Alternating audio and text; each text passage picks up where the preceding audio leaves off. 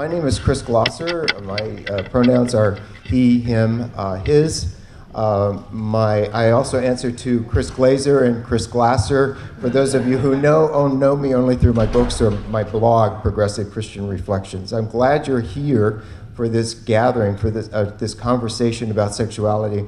I'm very excited about the panelists that we have. We've had two conference calls and many email exchanges, and we have evolved some questions that we thought we would like to answer. And so I have about a half dozen questions I'm going to be asking the panelists to respond to, and maybe more than one will respond to a given question, and we'll carry on the conversation that way. We also have decided that I would briefly introduce the people who are participating, and I hope I can do that accurately and well. I'm not naturally inclined to public speaking, though I do it all the time, but usually I have a manuscript, so going from notes is going to be a challenge for me, if you'll forgive me. I'm a writer after all. To my immediate left is Monique Moultrie. She's assistant professor of religious studies at Georgia State University. Her areas are sexual ethics, African American religious traditions, and gender and sexuality studies. She co-edited with Mary Hunt a guide for women in religion, Making Your Way from A to Z. And we'll hold our applause till I introduce the entire panel before us. To her left is Brian McNaught, who is in the Catholic tradition originally, and one of his early books was A Disturbed Peace, Selected Writings of an Irish Catholic Homosexual, which I read early on in my evolution and realized I could not only be Christian and gay, but I could be classy as well as a gay Christian.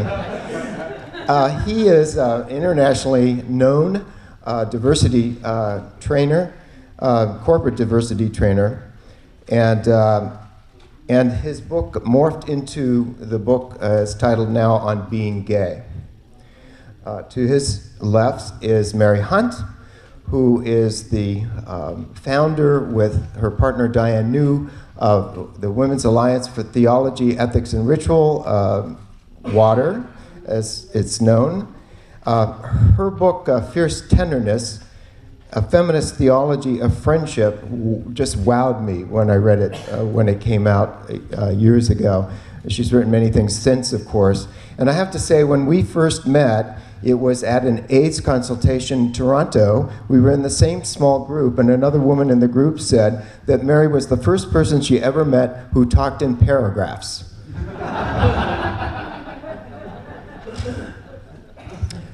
To her left is Justin Tanis, who is a theologian and activist for LGBT rights. He is interested in the intersection of sexuality, gender, theology, and the arts. He recently has been serving as managing director for the Center of LGBTQ and Gender Studies in Religion. He's the author of Transgendered, Ministry, Theology, and Communities of Faith. So, and me, I'm Chris Glosser. As I said, I was one of the early candidates for ordination in the Presbyterian Church. I served on the Presbyterian Sexuality Task Force on homosexuality and ordination, and I've written a dozen books. So let's welcome our panel.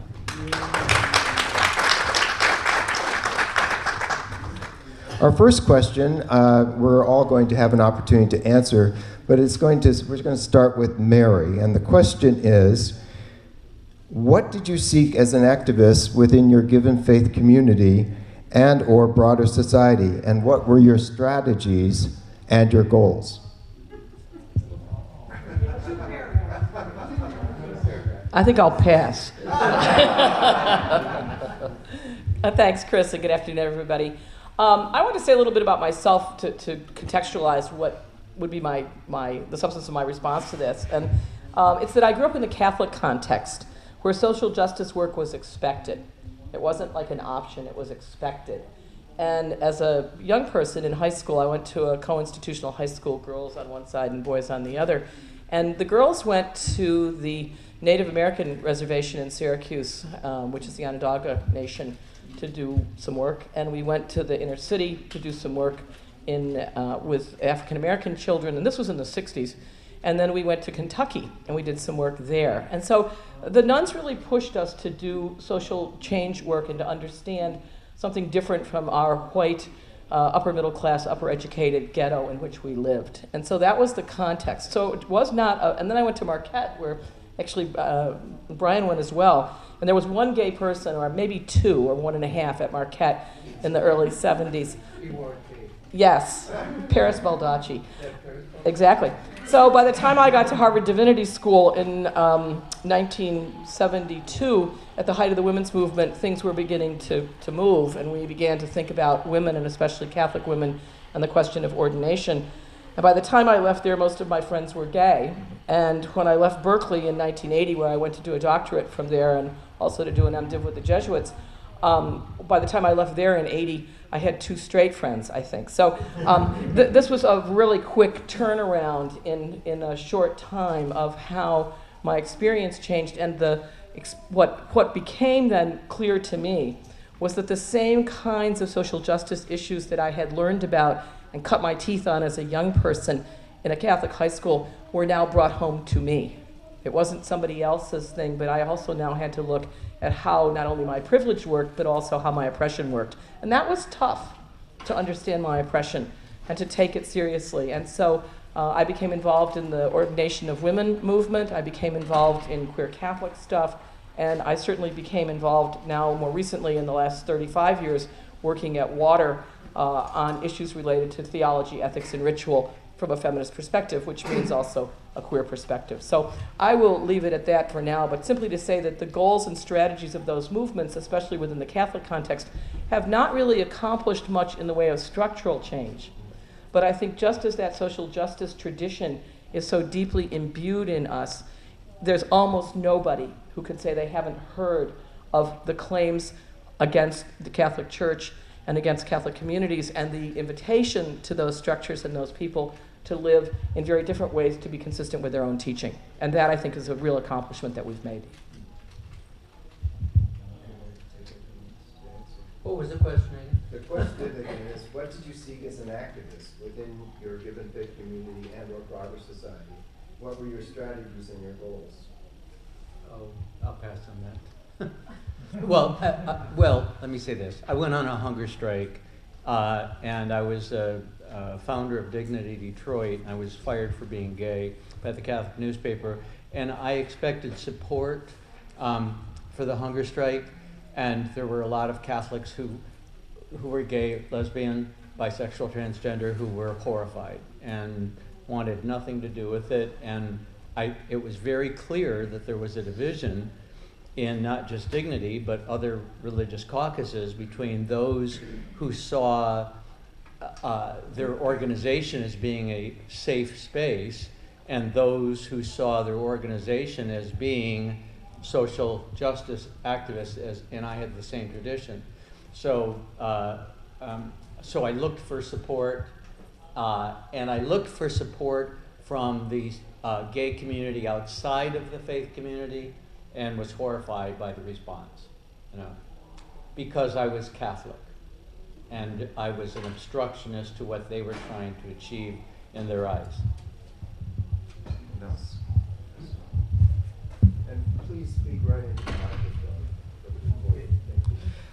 I think in terms of social justice, when I came out in 1984, so I came out very much in the context of AIDS, and I would say that I experienced and I was thinking about this because Bill Johnson in the panel on AIDS earlier said that AIDS was what brought conversations about sex into the church, and I think that's true.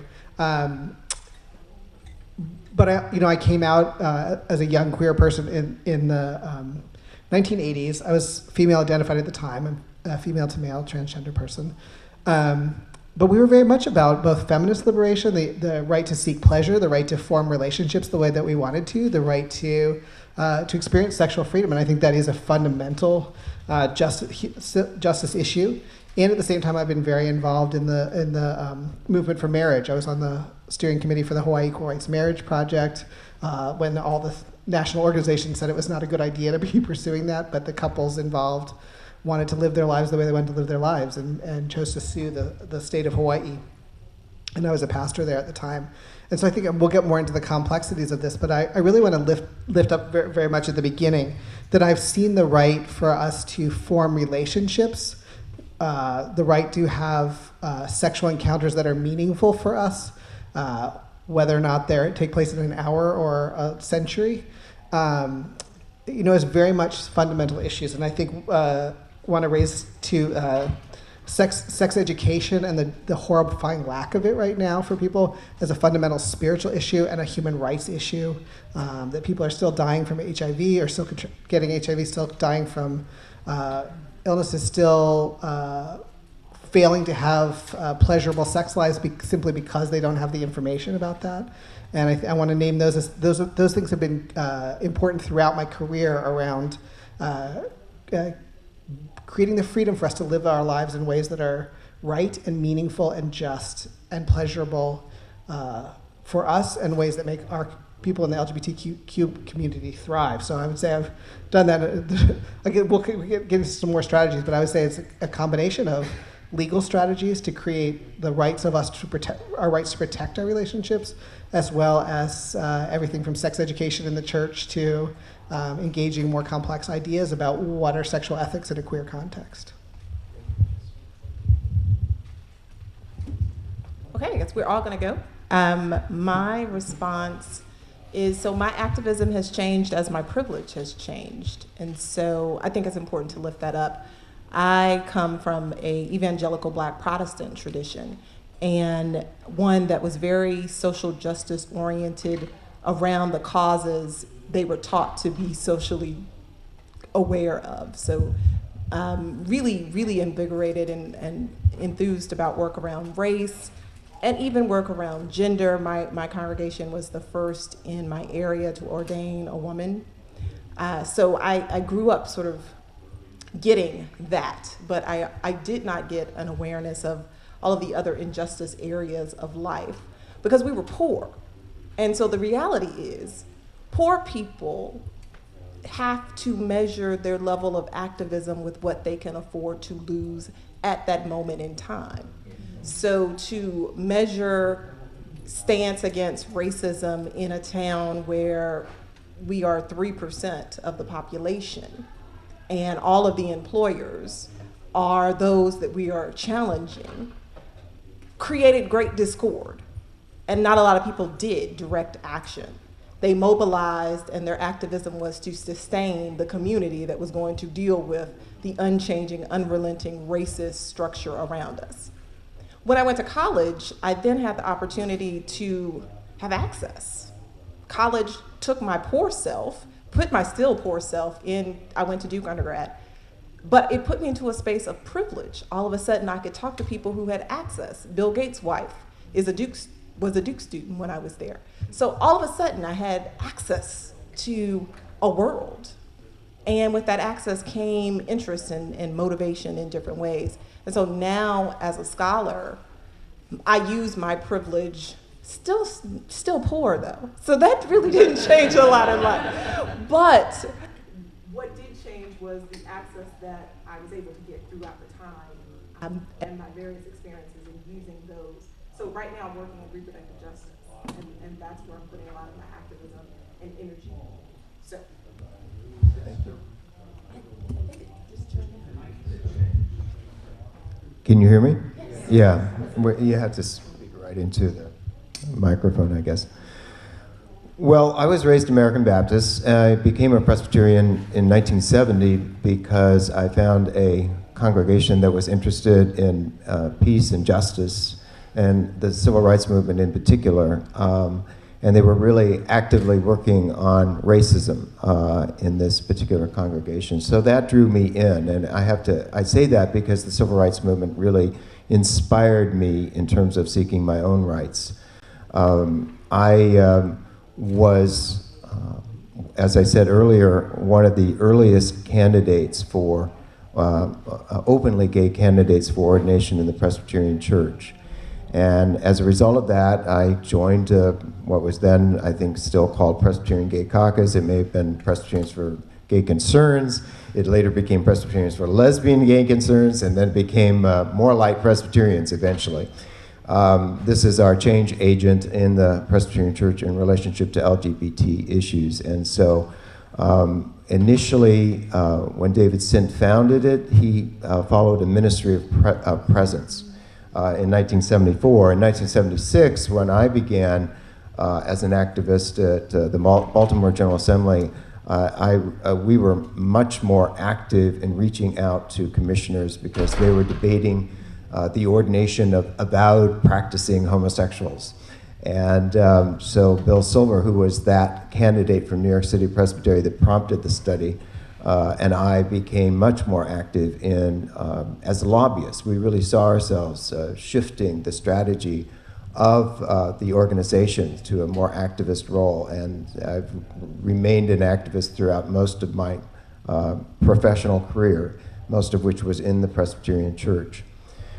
My goal was really reform. I didn't have the chutzpah to be a revolutionary, though I saw the revolutionary implications of our movement and of the feminist movement, which was not unrelated to the LGBT movement, obviously. And so I saw those implications, but I know that people change slowly, especially in an institution like at the church. And so I was just hoping that we could get to membership and ministry. Never thought I'd live to see the day of marriage, same-gender marriage. So that's quite an achievement on the part of the culture, as well as the religious institutions that have embraced that. But I did think that basically, for me, it was like the civil rights movement, it was like for equal rights is what I was trying to do. And I, I joked about the fact that I had a three-piece corduroy suit that I referred to as my good fruit suit, because I would go out and do speaking things and in my good fruit suit, and I seemed like a normal, quote, normal Presbyterian. I remember I had to debate an opponent who came in jeans and a plaid shirt or something, or flowered shirt, I think it was, and some of the people thought he was the gay person because he was so extravagantly dressed, and I was obviously the straight person, and so I did play that role, but I knew underneath that we were involved in a slow-growing, evolving revolution in terms of sexuality and spirituality, and I really believe that sexuality has deeply informed my spirituality. So I'm glad to be a part of this, though I originally suggested we needed the topic of spirituality, but I was given this task, and then I was kind of drafted as the facilitator, now moderator. So I'm happy to do this because I love sex too. Let's move on to another question. What role has sexuality played in forming and maintaining our communities and networks in the queer religious movement? And I use queer and LGBTI interchangeably, and not everybody does, and we're all going to be using different language up here, as you will all use different language as well. And how did queer sexuality affect our theologies, our ministries, and our lives? This is kind of a double question, but it gives us more latitude in terms of our responses. So who would like, I was going to ask Justin to begin. Thank you. So, as I said, I came out in the mid-'80s when we were smashing patriarchy. So I want to say that I definitely came into the queer religious movement.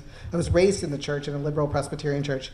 But I came into the queer movement very much wanting to be a revolutionary. That was very important to me. And I chose to become a minister with Metropolitan Community Church in part because they would actually let me serve at church at that time when I graduated from seminary in 1990, but also because of the sexual freedoms, that there was a leather caucus, that there were people who were polyamorous, and that there was a way of reshaping our sexuality. So one of the things I wanted to name was that I think, that when I would go to early MCC conferences, when I would go to early queer conferences, if you went out in the hallway at 1 a.m. or 6 a.m, there would be people moving from room to room.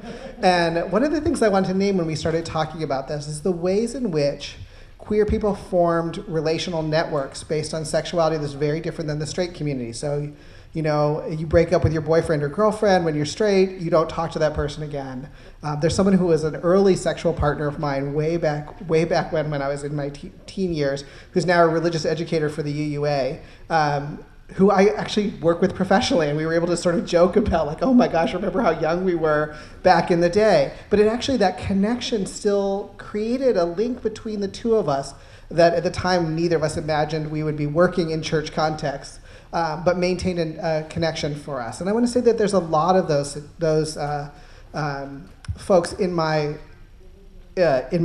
life or in the networks of people around us. And so how did the sexuality created a way to build linkages between people, to affirm things that didn't necessarily mean you were going to buy a house and adopt a cat together, but meant that you were sharing a particular kind of intimate friendship. And I think the queer community has been different in that way. And when we were planning, I shared a quote, if I can get my phone to turn on, by Kathy Rudy, the theologian. And I don't know if folks have read her book, Sex in the Church, but I wanted to share this with you. She's talking about gay men, but I want to talk about it a little more broadly. But she says, quote, "I suggest that what happens in many gay male cultures and radical sex communities is not anonymous, promiscuous, or non-relational sex, but communal. Sex in these worlds is not anonymous because that would mean that the partner is somehow unknown. Similarly, sex in these enclaves is far from promiscuous or indiscriminate because partners are chosen precisely because they belong inside that community and because they show physical signs, such as taste in clothes, food, music, which could also be flowered shirts, I think, and to connect with Chris's example, of participating in that world. Finally, sex in these communities is completely relational in that it functions as a way of inscribing members into an identity larger than oneself.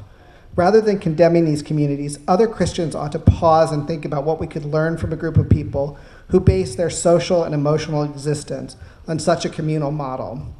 And what she's saying is that Christians might want to think, instead of condemning the ways in which the queer community rethought what it means to build relationships, to build networks, to build pleasure through a variety of sexual experiences, to think of that as something that is communal and that could speak to us about how we might relate lovingly, caringly with one another, rather than simply condemning because it doesn't fit the heterosexual model or the model the church has been taught. And I think that's really a critical gift that we've brought, is this questioning of sexual ethics. If someone's in a lifelong monogamous abusive relationship, is that somehow better than tricking with someone in a respectful, joyful, pleasurable, orgasmic encounter? I think we brought a real gift in being able to raise some of those questions, and I also fear that we risk losing some of those questions in the post-marriage era. I'm now with the United Church of Christ, and one of the things there's a loss for me coming out of MCC is in MCC one could have a polyamorous relationship, one could have a non-monogamous relationship. The UCC is not so positive about that.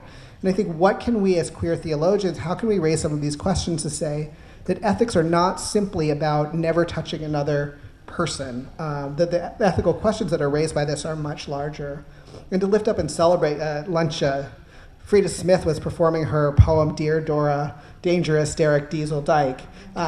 This is a minister who's standing up there proudly saying this poem that had very sexually explicit statements in it, very feminist sexual statements in it, as a minister. And I think one of the things that's really critical to me is that we've raised questions where clergy could gasp, talk about sex, should talk about sex, need to be talking about sex, and even celebrating sex the way that Frida just was. And I think all of those are significant gifts to the church, but we also risk losing them if I think that there's a moment of assimilation that is a danger point for us, in which we risk losing some of those really critical questions. And how can we engage a conversation around sexual thriving for people in our community, and what have we learned by our abilities to color outside the lines, informing our families, our friendships, our sexual relationships. Thank you. I'm going to continue in the same vein because I think you're absolutely right that these are some of the things that we have brought to the larger conversation. And, if it's okay with God, it's okay with me, I think really works for so many people, even who aren't religious. So what happens in religious communities, I think, is terribly important for the whole community. It's not just for people who are religious. And that's why some of us work even in the most recalcitrant of churches like my own, because we know the impact that that church has on an enormous percentage of the world. And I know that kids kill themselves because of the theological pornography that comes from my church. And I won't rest until I've done everything with the last breath of my body to stop that. Having said that, I would also say that sex is a many splendored thing. And in my experience, the biggest plus of living in an increasingly open context is that sexual dynamics can be acknowledged and that responsible choices can be made among friends. This is where I dovetail with the quote that you came up with. I have always prized friendship as the normative adult human relationship, and I think sex is a constitutive part of friendship, not in the sense that we go to bed with all of our friends. In my case, it would be so many friends and so little time, but the sense that attraction is a component of friendship. And imagine if sexual experiences were with friends rather than simply with spouses, as you referenced, who are no longer friends.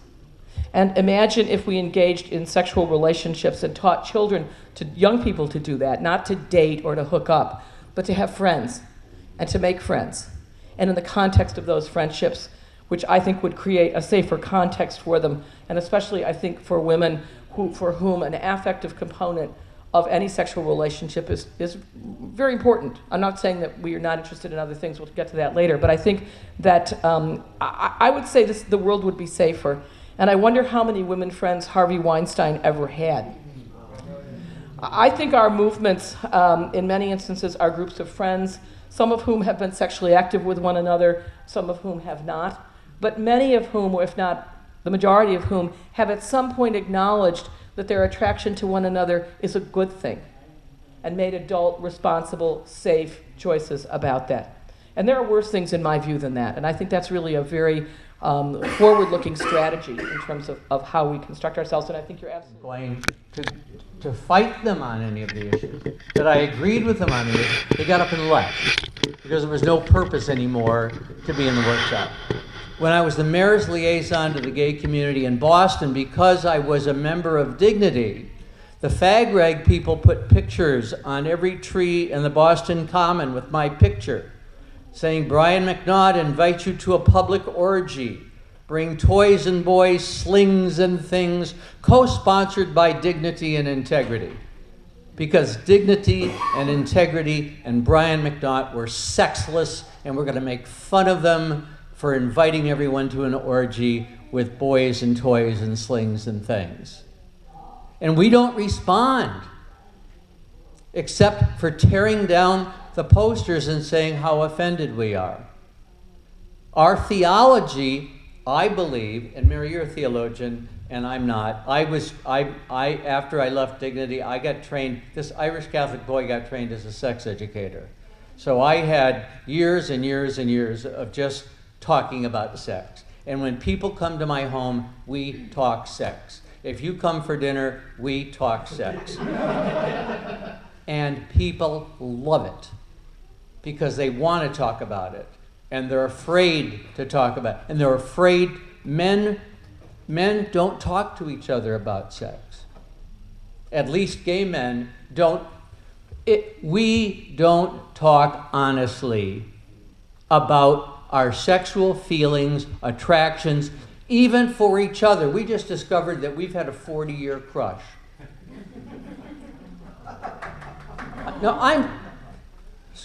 But we never did anything with it.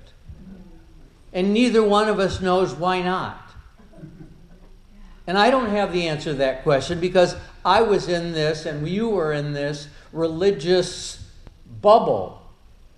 And I feel like if I hadn't come from that religious bubble, it would have been easier for me to say to you. And if I hadn't come from this Catholic Irish tradition of, that's wrong, honey, that's wrong. If my brother and I shared a room and never took our underwear down in front of each other.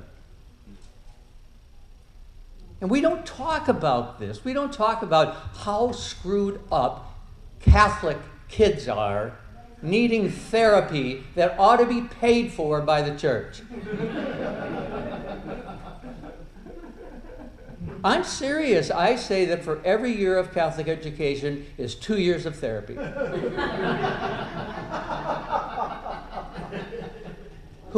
Is there anyone who agrees that that might be true? Thank you. I think the difference is that that's American Catholicism. I'm sorry, I wasn't raised that. My parents were European, and as I was telling Jeff. Yes, what she's saying is that is okay. I mean, I think it is very much American Catholicism because I wasn't raised that way. My parents were Polish. They were European. Their values were European. So when my mother, the stories that were told at the table was, I was in Bergen-Belsen. I fell in love with a woman. I was attracted to a woman, and that was fine. And that was my mom.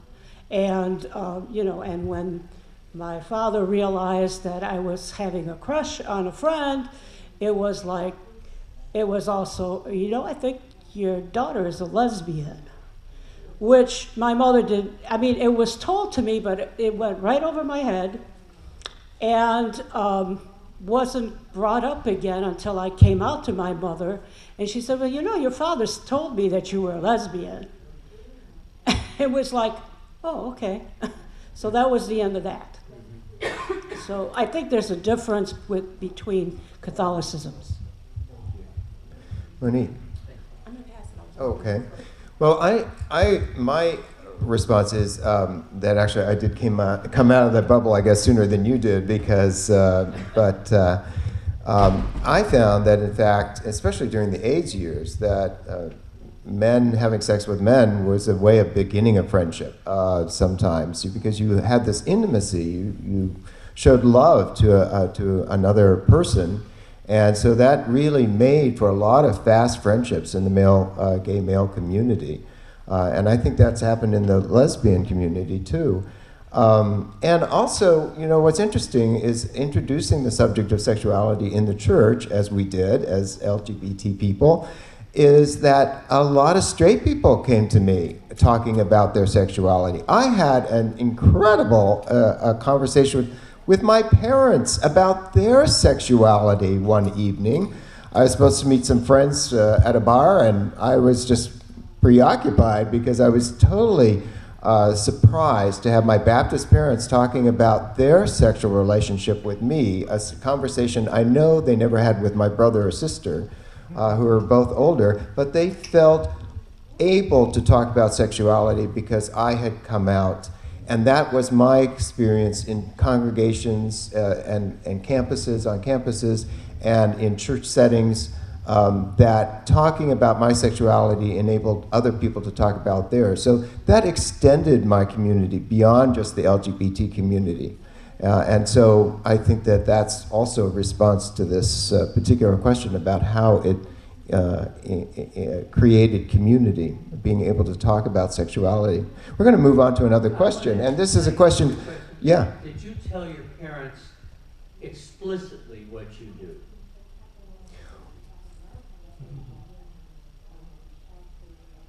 Well, I don't know what you're asking. Well, I'm saying that what I hear are two options. I talk about my sexuality so my parents can talk about theirs. Can we ask our mothers, have you ever had an orgasm? Is that a possible conversation, or is that too explicit? When you say because you talked about sexuality, did your folks talk about orgasm? And when Pleasuring, etc.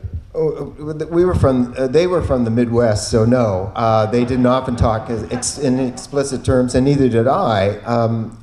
You know, it's like the question we used to get when we spoke at places, so, well, what do you do? And I thought that was really nobody's business, to be quite honest, because I didn't ask what they did in their heterosexual relationships. Now, does so happen that when Bill Clinton became notorious for not having sex, that we learned in America that oral sex is not considered sex by many people. And so I had a conversation with my mother, who was in her 80s at the time, I think, or late 70s, and she said, you know, what she did to him was not natural or something like that, and you know, it's what she did to him, or you know, instead of what he did to her. So that shows a certain mindset, obviously. But I was armed with the LA Times featuring an article that said that the majority of Americans do have oral sex. So I said that, and my mother's response was, well, they didn't used to. So yeah, no, there are some intimacies that did not get shared between my parents, but I didn't want to talk about those details. I was concerned about how their sexuality was affecting their relationship. And I suggested, you know, that I could recommend a sex therapist for them to talk about these things in terms of their issues.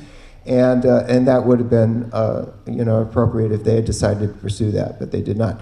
Now, this next question goes to Brian, so he can still keep talking. Has the LGBTI religious movement interfered with the exploration of pleasure? Were we obstructionists of the sexual revolution, as some feared?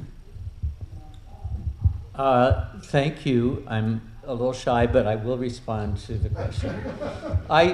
And if you may, I don't use the acronym unless I have to. When I came out to my parents, I did not say that I was LGBT. The word gay is really important to me. It took me forever to be able to own it. And when I speak to audiences, I urge them not to say, I'm not talking about you all, I'm talking about corporate audiences. I urge them not to say LGBT because often people don't know what they're talking about, and it allows heterosexuals not to say the words, right? And if I told you yesterday that I spoke at the National Security Agency, one homework assignment I give all audiences is to go home and ask your children about their day and tell them where you were today, and tell them that you didn't go to a diversity conference and you didn't go to a conference on LGBTQIA issues. You went to a conference on lesbian, gay, bisexual, transgender issues. Use the words. And the next day, I got an email from one of the top people at the NSA that said, you changed my life. I went home and did what you said. I talked to my family, and I talked about lesbian and gay, and my daughter walked into the bedroom an hour later and said, Dad, we have to talk. I'm a lesbian. And she never would have spoken to me if I hadn't used the word with her. So just from my perspective, I know that it gets cumbersome as a writer particularly, but at least initially say the words, because people don't know. I put LGBTA on my posts on Facebook, and I have people who said, was that a misprint? Was the A, what's the A for? And I said, in this instance, I'm talking about Jimmy Creech, it's allies, right? Oh, right? People don't know, even in our community, unless you say, okay, so yes, the question is, did we hold back the movement? In the eyes of many people who started our movement, we have.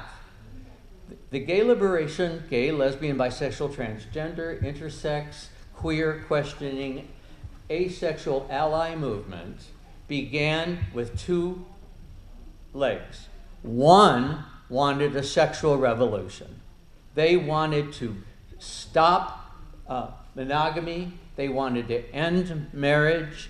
At an AIDS funeral in Boston, one person from Fag Rag stood up and said, "Don't listen to them, fuck like bunnies." Because he was feeling that those who were eulogizing the person who had died, right, and they were trying to stop us from having sex. And then the religious people were seen as people who were not even able to use the words. They sang hymns, they had their masses, but they couldn't even say sex, right? So have we held it up? I personally think that we have slowed it down, that we've slowed down an honest discussion about what is the relationship between the orgasm that I have with Ray, or had with Ray, we've been together 41 years, so had with Ray, and my relationship with God, because for me, the orgasm was one of the ways that I experienced the divine. But I don't think we often talk in those terms. So, I'm going to jump in here as well. So, two things that I noticed within Black evangelical communities. So, it goes back to a comment I heard from before. There's an enormous amount of talk about sex in Black evangelical communities. It is always restrictive, it is always oppressive, it is always negative for those who are not working within a heteronormative framing. But there is an enormous amount of talk. So it wasn't the case that discussions about pleasure, queerness would produce those. So that wasn't a gift of queerness to Black evangelicals. I would say, in response to the previous question and then hooking it to this one of the benefits I think queerness and queer theologies, plural, has gifted to Black conversations around sexuality is the ability to talk about pleasure, but to not privilege pleasure. And I want to highlight that as, because you said orgasm. And I think what Black queer scholars have done in their research and their work in religious communities and spaces is done more of what Mary's talking about, talked about all of the ways we are with someone. That may include touch, that may include the pursuit of an orgasm, that may include relationship, may include kinship groups, may include polyamory, that it has opened up all of these as inclusive in the conversation so that pleasure isn't just about that moment one and done, or always chasing that moment of orgasm. And that, I think, is a true gift. And then finally, I think that, at least in my current work, where I'm looking at the privileging of monogamy and what's happening post-marriage equality, is that it's re-privileging, recreating a hierarchy that makes this the normative relationship. And so all of my work is on Blackness. And I'm going all the way back to enslaved communities, because there's always this rhetoric that there were more, married couples in slavery than there were contemporarily. And so the response in some Black gay communities and some churches that have been progressive on the issue of marriage equality is this is how we deal with promiscuity. Everyone needs to be married. There should be this right, because marriage is what sustains Blackness. It creates stable structures. And I'm really worried about that, because marriage is not the end-all be-all answer. And in linking that, it also restricts pleasure to where those moments are. So that the pursuit of pleasure now isn't just, gayness is about pleasure, and that's how we distinguish, but then gayness becomes about this particular type of monogamous, restricted pleasure that I don't think is where we want to go.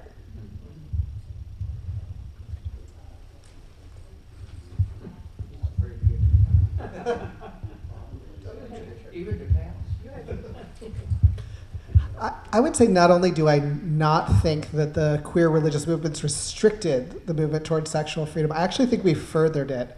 in some subversive ways, and I want to name a couple. One is there were queer people very involved in the development of things like the Our Whole Lives curriculum, which offers comprehensive sex education in a religious environment in the UCC and the UUA. And at a time when kids are not getting this in school, that is, it's critical that kids get comprehensive sex education that includes LGBT people.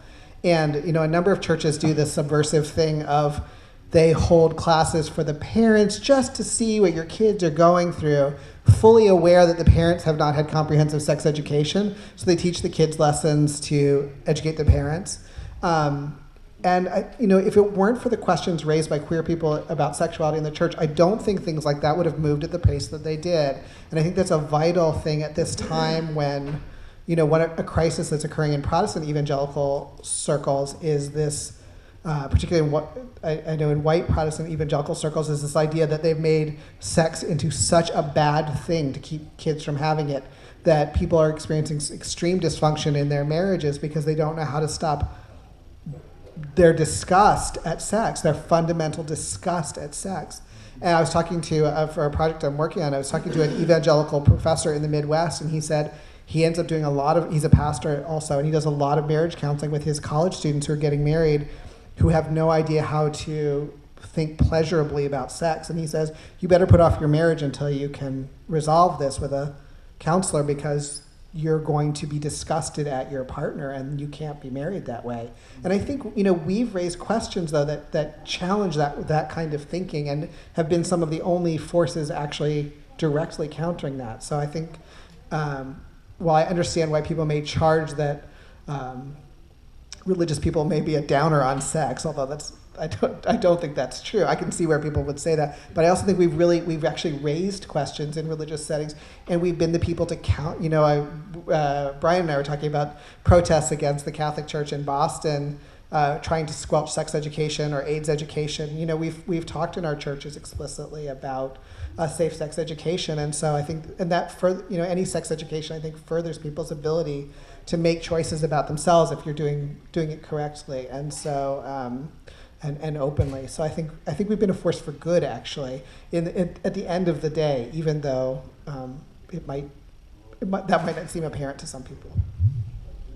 Yeah, I completely agree with you. I think that religious LGBTQ people, and I'm going to use the initials because we do it here, because we've used the words, I think we've surprised a lot of people along the way by the extent to which we're not so much sex police, but we're thoughtful sex-positive people.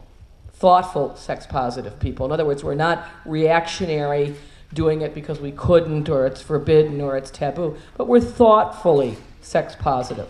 And I think the thoughtfully thing is really important, especially, again, I want to underscore women's safety. That, and I want to think about men's safety too, but let's face it, that the safety of women is really something that has suffered in all sexuality, starting with heterosexuality. And I lived in Berkeley and Cambridge, so those were pretty rarefied environments. But as young lesbians and bi women of my generation, there was plenty of sex, but it was sex positive, and it was religiously not so parsed, as it were. I don't think that we sat down and thought about those things. I think we would put some of those things in a box, which is not a bad thing. I also think that religions in general, and Christianity in particular, have richly deserved reputations of being sex negative. But the whole point of the 50 years of work that we're celebrating this week is what we've done denomination after denomination, conference after conference, worship service after worship service, to get rid of those old ideas and to replace them with what Dan McGuire, a Catholic moral theologian, calls the renewable moral energy of religion. That's a great phrase, the renewable moral energy of religion. It's really an ecological phrase. It means that in every generation, there's an opportunity to renew that moral energy that is our deposit of faith, as it were, that is our tradition, but to renew it in terms of how the world is working. And I think that's a task of a generation. It has certainly been the case with women's movements and sexual liberation movements in my lifetime, that we've brought those issues to religion and vice versa. Some years ago, I was involved in a book called Good Sex, Feminist Perspectives from the World's Religions, that Patty Jung and Radhika Balakrishnan and I put together. And there we asked the question, what do women think is good sex in their various, in Islam, in Judaism, in Buddhism, in Hinduism, in Christianity, both Catholic and Protestant? What do women think is good sex? We know what men think is good sex. But what do women, and then what we know what's prohibited. But what do women think is good sex? And we had 2 meetings, one in Philly and one in Amsterdam, over a period of a year to talk about those things within that interreligious tradition. And if you want to look at some essays where I think there's some very insightful work about what is good sex from women's perspectives that none of those religions had ever asked before. When did the Catholic Church ever ask what women think is good sex? Really? Casey, tell me, cite me the document. And then there was a second, a companion book to that called Heterosexism in Contemporary World Religion. Not homosexuality in world religion, but heterosexism in world religion. So instead of looking at what world religions, and again, we did the same thing. We had people from a lot of different religious traditions from around the world looking at what heterosexism was, because we knew what their traditions said about homosexuality, but we didn't know what they said about heterosexism.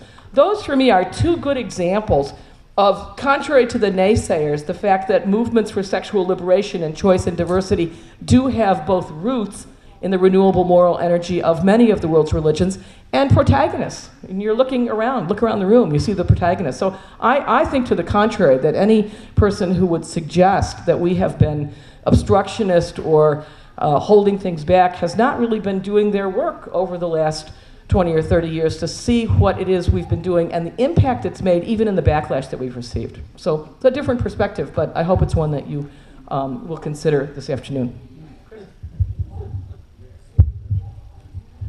I think we'll move ahead to the next question, which is related. Does sex need to have any spiritual dimension, or can sex just be sex? From my perspective, my belief in spirituality is very broad. My understanding of spirituality is very broad. I particularly like Celtic spirituality, Celtic Christianity, that everything is an occasion for experiencing heaven, the divine, the holy, the sacred. And I believe that any sexual encounter can be a revelation of the sacred, the holy, of the divine. Obviously, some are more so than others, more obvious than others, but that's like any religious experience as well. Any spiritual, so-called spiritual experience. And what my sexuality has helped me understand is the embodiment, and the body theology is very, very important to me. And that's not unrelated to feminist theology, and it's not unrelated to liberation theology. They're all related because they all understand the importance of the body and of the earth, other bodies, both the earth as a body, but also other creatures in their bodies. And so there's a relationship, I think, in all of that. And I think that for me, sexual intimacy is an opportunity to experience God. I once wrote that, wouldn't it be great if we could offer grace to God for a sexual experience in the bedroom, just as we offer thanks to God for a great meal in the dining room. And I often use that as an illustration, and people kind of wince at it, but it shows how far apart our understanding of sexuality and spirituality is. Oh, okay. So yeah, I do have an answer though. So last Tuesday, I did an event with InterVarsity, and they knew what they were getting, and they invited me anyway. And there was a question about sexuality. There really wasn't a question about sexuality, but I made it one. And I said, because I teach undergrads, I teach 18-year-olds. I have a 90-student class I'm going back to in the morning. So I teach a lot of 13th graders. And I said to them that this is a period of your life where sex is sex. Think about the various ways you're getting to know your sexual needs, your sexual wants, your sexual desires. And I always show them this little cheesy video on consent. It says something, it's a tea video. It's like, sex with consent is like giving your partner tea, and if they don't want tea, don't give them tea, and if they're asleep, don't force tea down their throat, and if they're too drunk to drink the tea, don't hold their head and like give them tea. So I'm trying to have them think about what consensual sex is, because I think it's a building block. So the experience of sex being divine or connecting you to the divine, I don't think you can get there until you've gotten to an awareness and an acceptance of your sexuality, your body, beyond a relationship with the divine that perhaps created that body, but just the goodness of that body. Now, at the end of this InterVarsity event, this girl comes up to me and she says, I'm just really intrigued at what you said. And, the term is thought, that hoe over there. It's a derogatory term used in hip hop culture. She says, I hate being called that. I'm not a hoe. I just like having sex. Do you think that could be my spiritual gift? And I sat with the question. And I said, well, not in this community, but you might want to go find people for whom that would be accepted. Because they're very clear about what the fruits of the spirits are in this community. And that ain't gonna show up as one. But there may be a space for you to find that. And I think that's an evolution.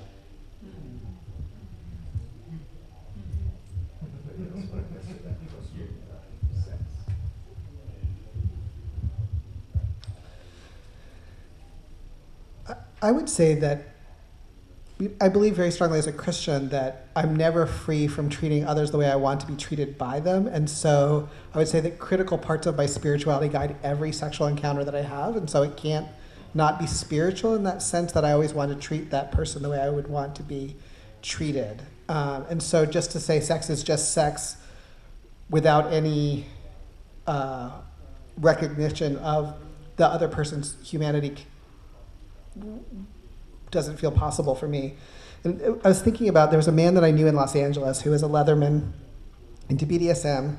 Since the 1950s, he had this secret room in his tool shed where he had sex because he remembered the days in the 50s when there were police raids. And so he had this special secret room. He would take people back. And well into his 70s, he had a waiting list of about 6 weeks of people who wanted to have sex with him. And so I got to know him when I lived in Los Angeles. I was working at the church there. So I said to him, Bob, what is the secret to your success? And he said, because I was really curious, right? I mean, people, who has waiting lists, right? Who maintains waiting lists? So he told me something really intriguing. He said, every man that I approach, when I and he touched my arm, and it's like an electric shock. And he said, every time I have sex, I imagine that this man is the only man that I've ever, on the whole planet. There's nobody else on the whole planet but this person. So the immediacy of this. And he says, and then I think to myself, this is the most beautiful thing I have ever laid eyes on. And he said, those are the secrets of how I touch someone. And I thought, he does not identify as a religious person. But to me, those were profoundly religious statements. I am in the here and now with you and only you. And when I lay eyes on you, you're the most beautiful thing that I've ever seen. And to me, that's really a statement about the Imago Dei, that I'm seeing the holy in you. And even if it's a trick that you've waited 6 weeks to get in the door for, there's this profound sense of personhood in those encounters, and that was really, I really learned a lot. I felt that was a profoundly theological thing that really informed my views about sex. I would also say that at the end of now that I'm 52, now that I'm a little older, I'm willing to concede that my mother was right that sex gets better with someone that you know really well. For me, I've had very profound, important encounters that are a one-time experience with someone that I didn't really know, in the sense that that Kathy Rudy quote that I was quoting before. But I would say that the deepest and most intimate sex that I have is one that, because it is spiritual, because it is formed out of a deep emotional commitment with someone. So I think, so I don't want to discount people's experience of anonymous or less committed sex, but I will also say that for me, I have to admit that over time, it's really become true that sex cannot be just sex and have it just is simply is not as pleasurable or as meaningful to me. Thanks. I thought it was thought about this a lot, and I learned a lot from John McNeil. I said this, I think, in our early conversation. One time at an event at Kirkridge, John McNeil talked about men and glory holes and the kind of sex that one has in a men's bar. And I must confess, I didn't know too much about it. I'm widely read, but and John said something that was really important to me. And he said, sometimes he said to the group, that sometimes that's the most human contact a person has. And I never again had any judgment about anyone's sexual activity, if it were safe and responsible and if it were consensual. I never had any judgment about that kind of so-called anonymous sex that we as lesbian women coming out of a friendship model were not experiencing a lot, if at all. But John McNeil really put me straight, as it were, on that question, and I have been in his debt since then. And so I sort of take a different approach to this. I think that this is sort of like the question of monogamy. The question is kind of funny to me. It's a good question. I'm not saying that, but I think it's like the question of, should one be? Is it only moral to be monogamous? And I think that the answer I would give to both of those questions is it's not up to me. It's not up to me. I have seen open relationships work, not a lot of them, but some do. And I have seen many people who are hurt and miserable and unhappy because they and their partners were not on the same page about that. And so the issue for me is if you're on the same page with the people that you're having the experience with, not whether the thing in and of itself is good or right. And I think the same thing for sex. I think, Chris, you make a very important and good case for the spiritual experience of sex. I think it does provide, at least provides me with insights into the goodness of the world. It also provides me with insights into the fragility and the limits of the world. And I think our connection to something beyond ourselves is part, at least for me, of a sexual encounter. At the same time, and without any contradiction whatsoever, I can fully and affirmatively say I see no reason why sex can't just be sex. Because I think those two things can go together. And the reason I do is because I think the analogy to food is so apt here, that sometimes lunch is just a yogurt and an apple. And other times lunch is at a fine French restaurant with an awfully good wine. And those are two very different kinds of lunch. And you can take the Thich Nhat Hanh approach and say, well, it's like washing the dishes if you're eating that apple and the yogurt with attention and so forth. But I think there's a way in which we tend to sugarcoat and to spiritualize things like sex that can, in fact, in some instances, be just earthy, everyday human experiences of bodily sharing, and they're good. And so for me, those things go together. I think it's sometimes, sex is sometimes more remarkable than other times it's unremarkable. Like lunch is sometimes a yogurt and an apple, and sometimes it's a fine French meal with a good wine. So I think rather than focusing on the spiritual aspect of sex, I would rather ask, is it safe? Is it consensual? Is it mutually pleasurable for those involved? And those, for me, are the preconditions for anything to be spiritual.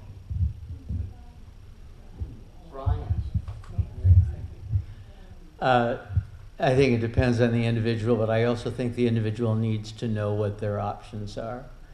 I think a lot of people, we can say that no matter what a person decides they want is okay, but they may not know what their options are, that it's okay to say no to what your husband is asking you to do, that you have a right to pleasure. And I'm not sure people hear that beyond these kinds of discussions or reading a book that gives them that permission. And what I would really love to see is that the churches all and I come from the same tradition as you. I don't understand. I really haven't studied the other traditions. I only know my own. That the Catholic Church would change the way it sees sexuality and begin to train children at a very early age that sex is wonderful and that pleasure is wonderful so that they don't grow up and fumble through their first several experiences and sometimes never meet a person who patiently, lovingly, wisely takes them out of that hell and into a place where they might experience joyous spiritual pleasure. And you know, the discussion we're having today about sexuality is the kinds of discussions that I love getting going in our home. But I also realize that the people in our home are all adults. Some of us are in different places when we talk about our sexual experiences, and some don't want to talk about particular practices, and others love it.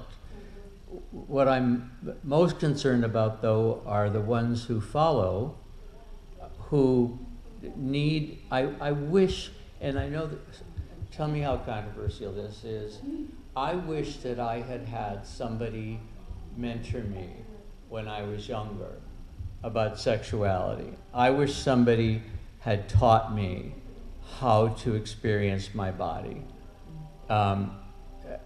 You said, well, how would that happen? Well, we all, and women, I think, have different approaches to this than men. But I think I would like to have been sexually mentored by an older gay man. You know, at age 15, 14, in camp, when I went to Catholic camp, I would have been very grateful if the seminarian who bunked above me had slowly, patiently, gently explained to me about my feelings and allowed me to explore them safely with him. But I think we're afraid to have those kinds of discussions, especially at least in our Catholic tradition. And because we immediately get into the issue of exploitation. And so, enough. One last question from our collection of questions, and then we're going to open it up for a few minutes to any questions you may have or statements.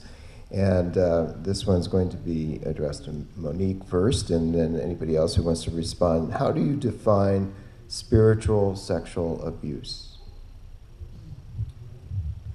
I'll be brief because I really do want to hear from you all. I think this speaks to exploitation that happens from a religious perspective, as well as that happens to persons because of their beliefs about religion. So whether that's clergy abuse or whether that's heterosexism that shows up in ways that are deemed normative, I think that's sexual spiritual abuse.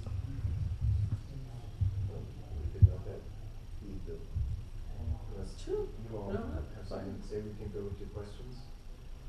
Or do you guys say something about that? Yes, I do. Okay. Actually, because I think it's terribly important, and I want to say something to put something on the table, maybe in addition, Monique, because I agree with you. One of the things I did in preparation for thinking about this was to look up a really good definition of sexual abuse, and then I just took the word sexual out and put spiritual into each part of the definition. And let me just share that with you just as a starting point for conversation. Spiritual abuse is unwanted spiritual activity. Sexual abuse is unwanted sexual activity. So spiritual abuse is unwanted spiritual activity. Think some of the theologies we get fed. Okay? With perpetrators, think of the perpetrators of spiritual abuse using force. Perpetrators using force. Making threats. You'll go to hell. Or taking advantage of victims not able to give consent. This is a classic definition of sexual abuse, and I'm just substituting spiritual. Is that okay? So think religious education. You can't give consent to the religious education that your children get in certain schools. The definition goes on. Most victims and perpetrators know each other. Think pastor and parishioner. Immediate reactions to spiritual abuse include shock, fear, or disbelief. check, check, and double check in terms of theology and spirituality. Long-term symptoms include anxiety, fear, or post-traumatic stress disorder. This, I think, is well documented, adding anger, lack of interest, or lack of interest in or hostility toward religion. In the same way that sexual abuse is treated, while efforts to treat spiritual offenders remain unpromising. We know this, or think Catholic bishops, it's very hard to treat them. Psychological interventions for survivors, especially group therapy, appear effective. And I consider our movement to be exactly that, the kind of spiritual intervention for survivors.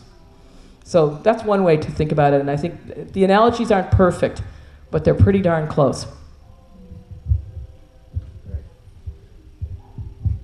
Okay, questions, comments from you. And we invite you to come forward and speak into the microphone because we are recording this, and this is the way that we can hear you on the tape. If you prefer to do a written question, just, are there any in the? No. Okay, so if you prefer to do a written question, please just pass it up here. Who would like to ask a question, verbalize a question, statement? Yes. When I started MCC in 1970, I was the youngest member of the congregation. And so the question I had for myself was, at what point did you all begin to think about the integration of sexuality and spirituality, instead of being at the polarities where I was making self-destructive choices about the fact that as I left a Baptist church as a Youth for Christ leader because of my sexuality. It was only when I came to MCC that I saw that there didn't have to be the polarities, but there could be a process of slowly beginning to integrate both of those. And that, in turn, became part of my affirmation and my celebration, was getting in touch with my body and other bodies and connecting with those bodies. And so that's the question is, for me, is that was how I've grown up in the church for over 50 years, but I had a lot of older men who mentored me sexually in the church. And these were we're talking a wide range of men in the church. And that's, to me, was quite how I learned to celebrate my sexuality. But it was also a total epiphany that it could be in the context of also the fact that us sharing our spirituality and within the context of the church.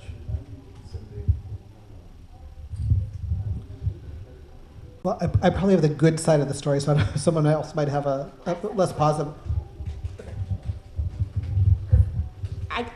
Something inside me is like a little uneasy every time I hear sexual mentoring. And I'm just not sure I understand what that means consent-wise. And if I could get some clarity on that. Thanks.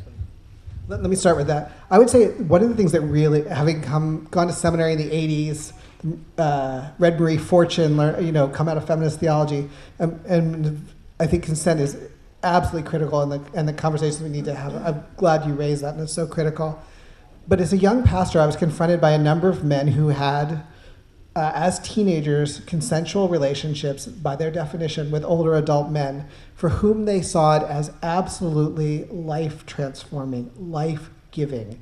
A typical narrative might be, I was in a small town in Arkansas, the hairdresser was 30, I was 16, I pursued him and pursued him and pursued him, and he kept telling me he wasn't gay, he wasn't interested, he wasn't going to be near me because it was dangerous, and I finally wore him down and he had sex with me.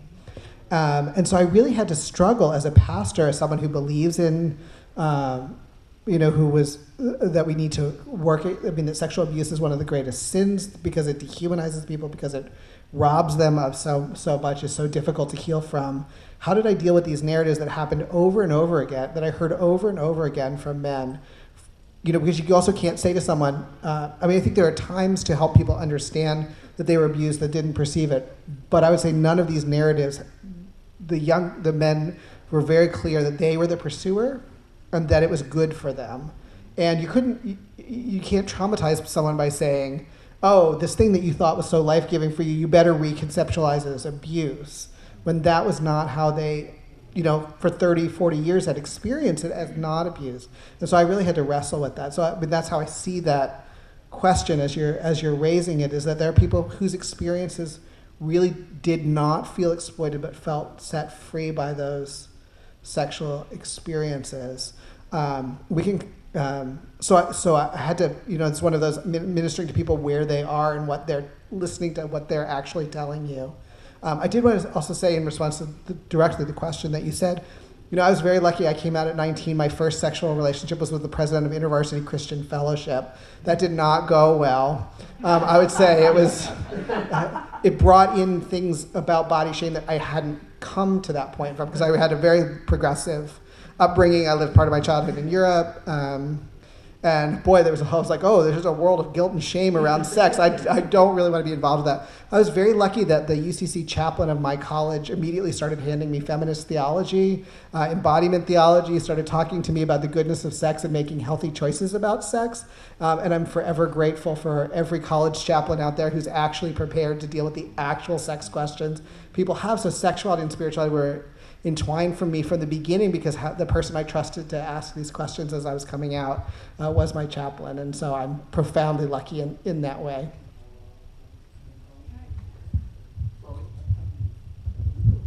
Thank you, because I share your uneasiness with the discussion too, and trying to identify why that is. One of the things that is uncomfortable for me in this mentoring kind of conversation, adult to minor, is the disparity that women and men experience in that. Because women, young women and girls, are repeatedly, always affected differently in a dynamic where an adult male is coming on to them and having sex. They may think they want this because they're getting this attention, but we live in a misogynistic, patriarchal culture. The power dynamics between men and women still is different. And there is the responsible roles. When is that line crossed? When an adult, even in your church, especially if he's a pastor or youth minister or something, is engaging in that is a violation of professional ethics. But we also do not live in a society yet where multiple forms of sexualities are normative. And so you're talking about gay sex or lesbian sex or whatever it is in a context where children in grade school and in high school are not growing up freely being able to be who we are, who they are, and to explore with peers sexuality in the way that maybe dating, boy-girl dating is normative. So it's a different context, and I think we have to be very, very careful about the mentoring language, and even if it was a positive thing, the context we have not made normative yet for all sexualities to be accepted. Thank you. I feel it's critical for me professionally to say something. I want to make sure you didn't hear me incorrectly. I never said it was appropriate for a pastor and a young person. I was only talking about the context in which I, as a pastor, had people come to me for pastoral care, in which they told a story that I had to listen to differently than how I'd been taught to listen to it in seminary.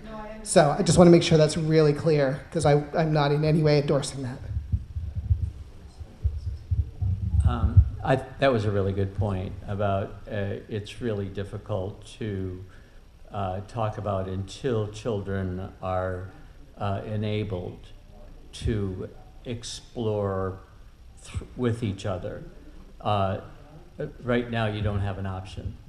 When you're growing up as a gay kid, and I think women and men are going to have serious disagreements on this issue because of power, and because women usually have been, young girls have been the victims of something people said was good for her, right?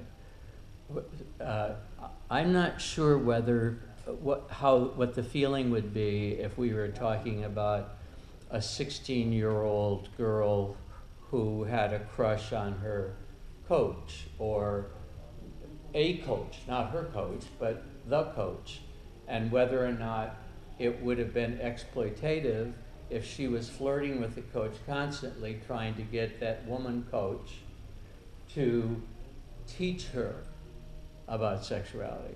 That's the pardon me, would it be? Okay, well, from my perspective, many young men who are gay attempt to seduce older men, teachers, pastors, because we don't know where else to turn, and or we might be attracted to older men. Even if we had the option of having sex or intimacy with a classmate. I've always been interested in older men. Every single person I had sex with as a gay man when I was coming out was a seminarian or a priest. No variation, because I felt that if I had sex with somebody who, like me, was holy, then it couldn't be that disgusting experience you all are talking about that these homosexuals are having with one another. We create in our own mind whatever justification and circumstances we can to make ourselves comfortable with the choices that we make. A friend of mine just got out of prison, charged with something that he did not do, but he did have sex with teenagers. There's a difference between being a pedophile and a phobophile. And with the teenagers, not one of them would have said that they objected. Right? But we as a culture look at it and make a decision and say that it was wrong because it was an adult with a minor. And at what age is a minor? And is a gay minor the same as a straight minor? And is a boy minor the same as a girl minor? And how do we make those decisions? And how does, and this falls on you as the theologian, how does a theology develop out of such unpredictable variables? But isn't there a difference between attraction and seduction? Those words are radically different to me, and how they're manifested are radically different. And it goes to what Lloyd was saying about what's normative. Yeah, I think you're right. I think there are a lot of words that and I think this is a really important conversation, and especially, for example, in Catholic contexts where pedophilia by clergy is such a serious problem and people have not wanted to talk about it, including those of us in Dignity have not wanted to talk about it because so much of it was same-sex relationships. And so I think it's a very important conversation. I'm not sure we're going to come to any understanding or any agreement on it today, but I think we can clarify a few things. I think Loie has taken us a step in the direction. I think Rick has taken us another step in the direction, beginning to clarify terms. I'd like to add a little bit to it, and that is the difference between mentoring and grooming. We talk about grooming in terms of how people who are interested in having sex with individuals that they perhaps ought not, in my view, ought not to, that they groom them in certain ways. And I think that's one thing that we need to distinguish between, and how I'm not sure that the line between mentoring as it's being used and grooming is all that clear. I also think there's such a thing as statutory rape, and that the law, this is not a theological question, this is at base, I think, a legal question, at least as in the way it's experienced in our society.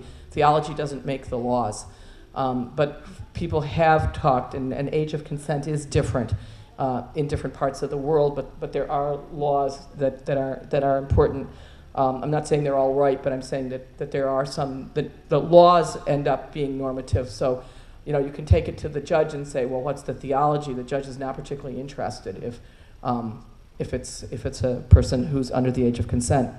And that raises to me the critical issue, and here I would direct everyone to the work of the Faith Trust Institute, and especially the work of Marie Marshall Fortune, who is one of us and one of the great, I think, one of the great leaders in our Christian community of the 20th and 21st century, celebrating 40 years of the work of the Faith Trust Institute, with a special program, by the way, coming up in Boston at the AAR, and the 40th anniversary of her work as the founding director. And she would talk about the conditions for consent. And I think that's really, for me, the heart of the matter. And I say that as the mother of a teenager. I'm not sure that even a 16 or 17-year-old who thinks that it's okay at the time, on reflection from 40 or 50, looks back and thinks, oh, did I really think that was okay at the time? What was I thinking? And it's also a question of, would you want your kid to have that experience?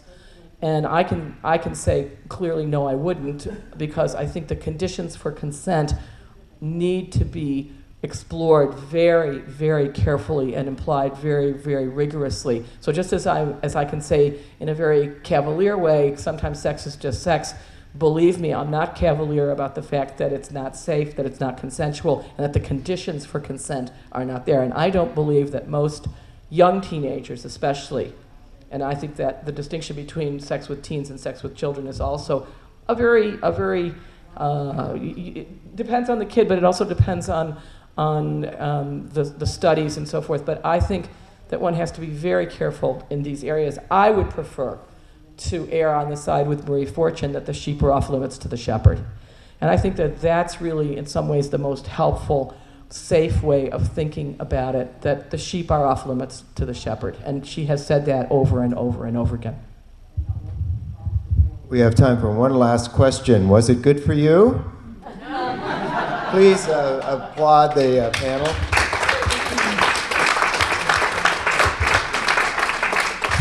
Thank you.